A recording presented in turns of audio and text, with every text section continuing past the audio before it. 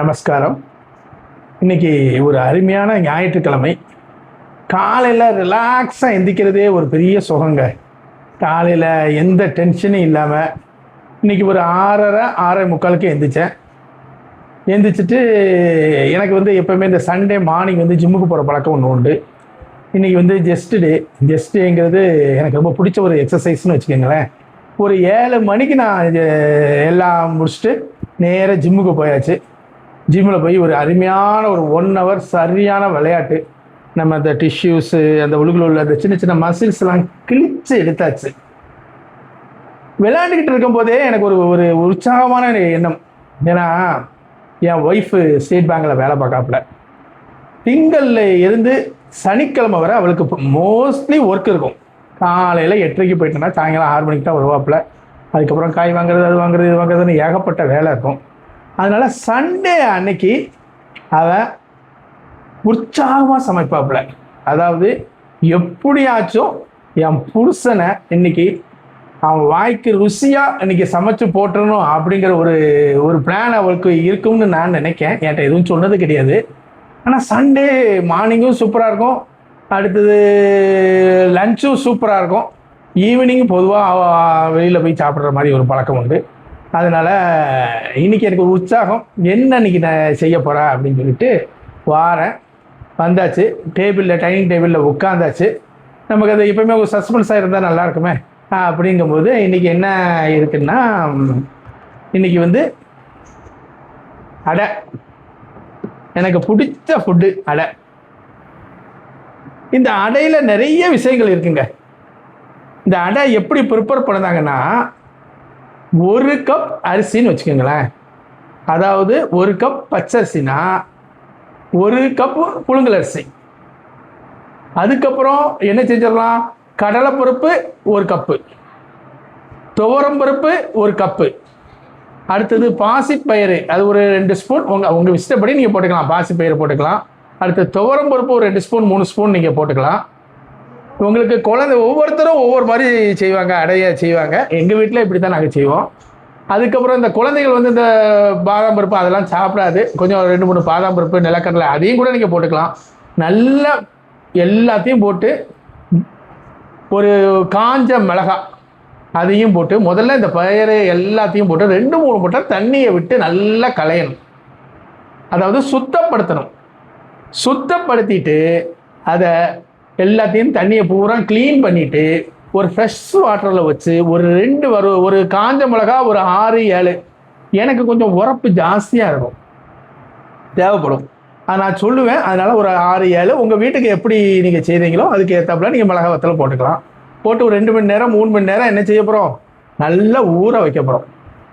ஊற வச்சுட்டு ஒரு 3 மணி நேரம் கழித்து அதை எடுத்து நல்லா மிக்சிலேயோ அந்த குவான்டிட்டியை பொறுத்து கிரைண்டர்லேயோ நல்ல கரன்னு அரைங்க. அதாவது ரொம்பவும் அரைச்சிடக்கூடாது. இந்த குறகுறப்பு அடிப்பாங்க, அதில் அரைச்சிடணும்.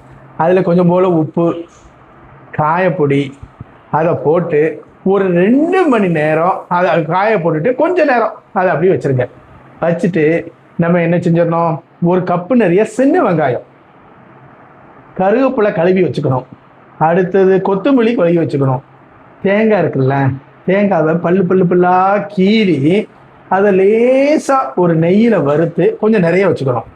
இதை பூரா தாளித்து இந்த மாவில் போட்டு இந்த கல்லில் போட்டு குறகுறப்பாக போடணும். அதாவது ரொம்ப லேசாக சொல்லக்கூடாது. இந்த பாருங்க, இது நல்லா மொத்துன்னு இந்த மொத்துன்னு இருக்கும்.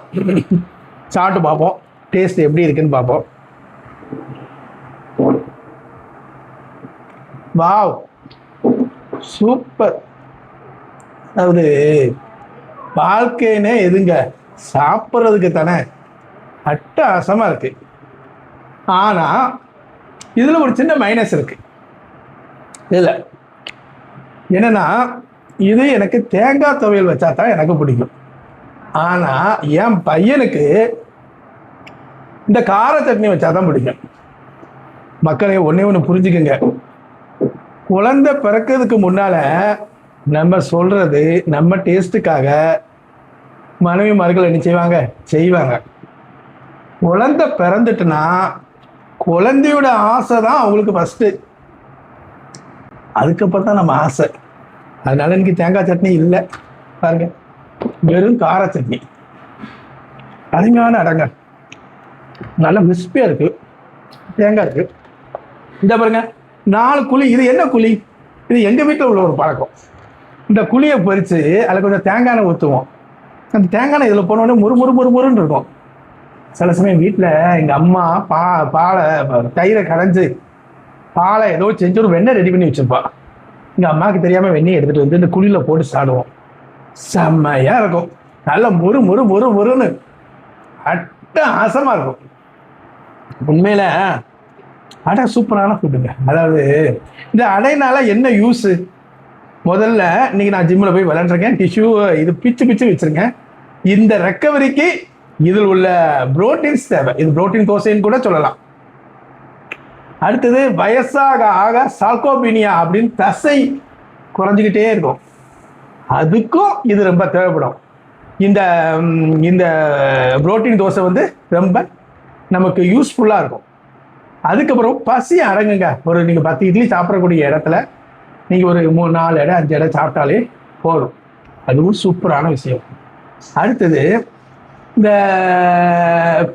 மென்சஸ் நின்ன லேடிஸ்க்கு வந்து இந்த எலும்புலாம் அப்படி பஞ்சு மாதிரி ஆயிடும், ஆஸ்டியோபோரோசிஸ்மாங்க, எலும்புருக்கி நோய்பாங்க.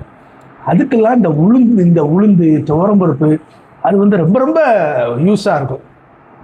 அதாவது இந்த அடையினால பல யூஸஸ் இருக்குது. அதாவது நீங்கள் எக்ஸசைஸே பண்ணலை, நான் இந்த அடையை சாப்பிட்லாமா? சாப்பிட்லாம். புரோட்டீன் நமக்கு உடம்புக்கு ரொம்ப தேவை. புரோட்டீன் தேவைங்கிறதுனால நம்ம இந்த அடையை நம்ம அடிக்கடி நம்ம சுட்டு என்ன செஞ்சிடலாம், சாப்பிடலாம். அதாவது நம்ம ரேட் ஆஃப் மெட்டபாலிசம்னு உண்டு, அதாவது எரிக்கக்கூடிய சத்து. இந்த புரோட்டீனை எரிக்கிறதுக்கு உடம்பு நிறைய செய்யும். அது சின்னதாக எக்ஸசைஸ் பண்ணுறதுக்கான யூஸு.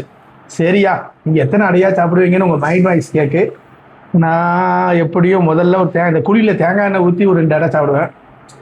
அடுத்தது ஒரு வெண்ணெய் போட்டு ஒரு 2 அடை சாப்பிடலாம்னு ஒரு பிளானில் இருக்கேன். சுட்டு கொடுக்காங்களான்னு தெரியல, சரி பார்ப்போம். அதில் வந்து கடைசியில் ஒரு முக்கியமான விஷயம் என்னதுன்னா, என்னுடைய ஃப்ரெண்டு ஒருத்தர் இருக்கார், சரவணகுமார்னு ஒரு நண்பர் இருக்கார். அவர் வந்து எப்பயுமே ஒரு விஷயம் சொல்லுவார், கடைசி அடை எப்பயுமே மிளகாப்பொடி வச்சு சாப்பிடணும் அப்படிம்பாரு. மிளகாப்பொடி வச்சு அந்த கடைசி பிட்டு வாய்க்குள்ள போகிறதுக்கு முன்னால் அங்கே சூடாக காஃபி இருக்கணும். கடைசி பிட்டு முடித்த உடனே இந்த காஃபியை குடிக்கிறதுக்கும் கரெக்டாக இருக்கும். டோப்பர் பயன் பயங்கரமாக சுரந்துட்டு நேராக நீங்களும் போங்க, அடை சாப்பிடுங்க. ஓகே, நன்றி, வணக்கம்.